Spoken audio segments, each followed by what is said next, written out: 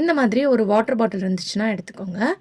இப்போது இந்த கட்டரை யூஸ் பண்ணி சின்னதாக மட்டும் நம்ம கட் பண்ணி எடுத்துக்க போகிறோம். ஸோ இந்த மாதிரி மெலிசா ஒரு கோடு மாதிரி போட்டு கட் பண்ணி எடுத்துக்கோங்க. நம்ம குப்பை கவர்லாம் வச்சுருப்போம் இல்லையா, அதாவது டஸ்ட்பினுக்கு போடுறதுக்கு. ஸோ அந்த கவரை வந்து இதுக்குள்ளே இந்த மாதிரி போட்டு விட்டுடலாம். ஸோ உள்ளே இந்த மாதிரி மாட்டி விட்டுட்டு நீங்கள் வந்து இதை இழுத்து வந்து யூஸ் பண்ணிக்கலாம். இதை வந்து ஒரு ஆர்கனைசராக நீங்கள் இதுக்கு யூஸ் பண்ணிக்கலாம்.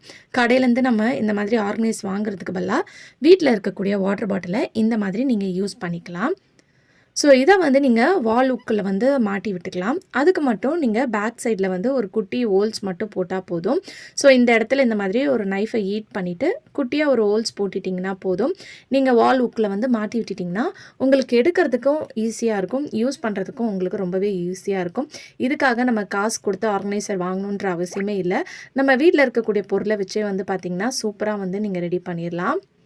ஸோ இப்போ பார்க்கும்போதே உங்களுக்கு தெரியும், இந்த மாதிரி வால் ஹூக்கில் மாட்டி விட்டுட்டு நீங்கள் வேணுன்ற அந்த கவரை மட்டும் எடுத்துகிட்டு பேலன்ஸை இந்த மாதிரி இழுத்து விட்டுட்டிங்கன்னா அது இப்படியே இருக்கும்.